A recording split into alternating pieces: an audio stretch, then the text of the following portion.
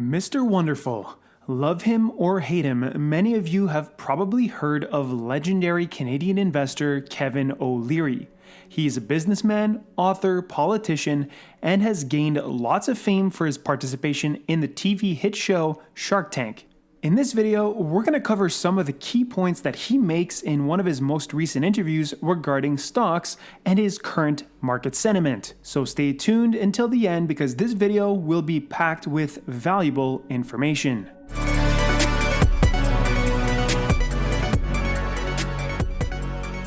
And guys, if you could take a moment to just slap that like button real gently, please, that would be truly, really helpful with the YouTube algorithm.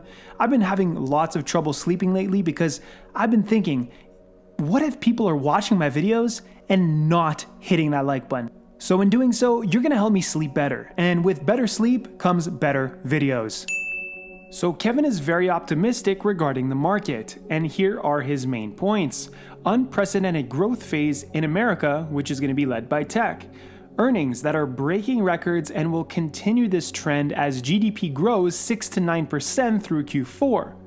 He says that inflation will be present sometime around Q4 of 2021, and then he says that equities are a great place to be during inflation.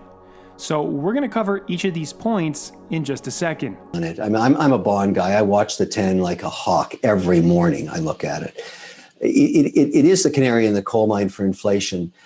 You know, in talking about markets, my allocation starting last January went from 50-50 in fixed income to equities to 70% equities because my feeling is we will see inflation at some point in Q4. As you just heard, Kevin starts off by telling us how he has opted to switch from 50-50 fixed income to equities to 70% equities, mainly due to inflation. He believes that inflation will be present in Q4 of 2021, and this is mainly due to the massive amounts of money that has been put into the economy via PPP loans, stimulus checks, and the upcoming infrastructure deals. He's extremely optimistic, as you can obviously tell with him switching to 70% equities in his portfolio. He's seeing an unprecedented growth phase right now, and he thinks that we will see a 6 to 9% GDP growth through Q4 of 2021. Now, if you look at the GDP growth chart by quarter, you're going to be able to see that we have already overtaken pre-COVID levels. Combining that with personal and disposable income numbers from the US BEA, you see that disposable personal income is at all-time highs as of Q1 of 2021. When you look at the numbers, it's easy to see why he believes that we will continue seeing 6 to 9% growth each quarter as the world opens back up. Kevin is also seeing unprecedented growth by companies in the stock market right now, especially the tech companies. Analysts keep upgrading their earnings targets, and companies keep smashing their earnings by record levels. Look at these graphs. What sector do you think is leading the charge? Of course, technology. Many companies had 5 to 6 year timetables as to how and when they were going to move away from brick and mortar stores and try to maximize margins with direct-to-consumer sales. Well, something happened in 2020 that completely changed the world as we know it. The tech wave came early as a result and has brought us America 2.0, far sooner than anyone could have ever imagined. Tech has led the way for this revolution and will continue leading the way moving forward. We have seen some concerns in the tech market lately, but Kevin believes the outstanding growth rates are keeping the market buoyant, even while valuations are at an all-time high. With such outstanding earnings beats, the question everybody has is, how long is it going to last for? Well, if you look at the Q2 2021 EPS guidance chart, you're going to see that tech companies are continuing to put out positive guidance moving forward, even with the crushing numbers that we have seen. What does that tell you? Well, that tells you the significance of technology in this America 2.0 movement that Kevin is referring to. Let's take a look at a few of the key earnings numbers from companies in the S&P 500 in Q1 of 2021. So the percentage of companies beating EPS numbers or earnings per share numbers are 86%. The amount that they beat earnings by is 22.1%. Earnings growth percent year over year of 49.4%. The percentage of companies beating revenue estimates, 76%. Revenue beat by 3.7%. And the revenue growth percentage year over year of 10%. These are incredible numbers. By the way, if you're looking to join an awesome stock and crypto community, be sure to check out our Smart Money Patreon. You're going to get the alerts that you need to gain an edge in the market. Early stage exponential ROI projects like these will be called out so you can get in before everyone else. So if you're interested in that, the link to sign up for the private Discord and Patreon is in the description, so be sure to check that out. Now, Kevin believes that we will see inflation during Q4 of this year. With that belief in mind, he has put 70% of his portfolio into equities. Well, Kevin goes over the fact that equities are a good place to be in the face of inflation, as it gives corporations pricing power. If you look back in time, equities have done well in periods where we have seen inflation, as long as we don't experience hyperinflation. And here's a note. No matter what you have heard from some popular YouTubers, this is not Venezuela, and we are not seeing hyperinflation. This is, of course, followed by questions of tapering interest rates, which is the main fear that investors have.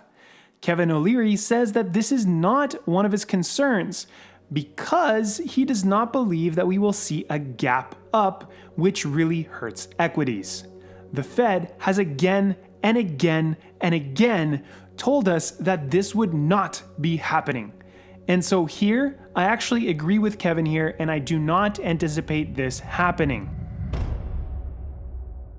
And all of this leads Kevin to a great point about portfolio management and timing the market. If you're in my private Discord and watched the live stream last week, you would have heard us speaking about the fortune tellers that often pop up in portfolio management discussions. Well, Kevin mentions these fortune tellers as well, and that in 2021, if you were out of the market for 3 to 4 of the biggest days, you missed out on 50% of the return for the total year. So, unless you're blessed with an extraordinary psychic ability, being out of the market can be extremely dangerous for you. Now, what you can do and what you can control is change your asset allocations a little bit. Or if you are concerned, move your money into the assets that you're the most comfortable with.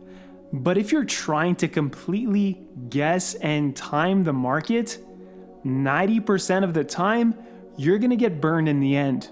Again, here I'm talking about the average investor, okay? Not your day trader, not your swing trader that does it professionally, but if you're an average investor, then that applies to you. Kevin also mentions that for his portfolio specifically, he has some rules that he follows, such as no more than 5% weight for any single stock, and no more than 20% for any individual sector. Currently, he is fully weighted out in both healthcare and technology.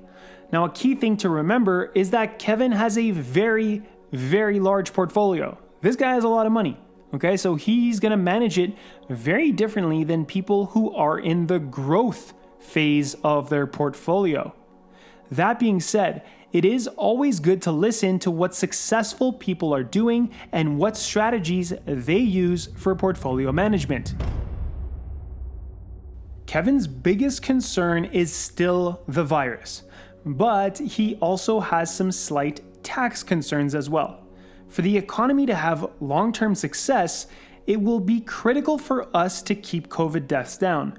With 60 to 65% of the US soon to be vaccinated and many with natural vaccinations, he believes that the US is in a good spot to have pretty good herd immunity. His big concern is with other countries which have not had great success rolling out the vaccine, and even mentioning that some countries, such as Canada, represent, are almost a year behind the US. With the US economy being a global economy, he believes that other countries' virus management is potentially concerning. There are also some concerns with the tax plans that the new US administration is putting into place. Now, if Joe Biden's tax proposal goes through, businesses in America's biggest cities would be taxed more than anyone in the world. You heard that right. Anyone in the world. Chocolate chip. And the people who live in those cities will be taxed more than anyone in the world. It doesn't take much common sense to know that this is not a long-term plan for success, and he doesn't actually believe 100% of the Democratic members would vote to make the US the least competitive economy on the entire planet. Just do it! Yesterday, you said tomorrow, so just do it!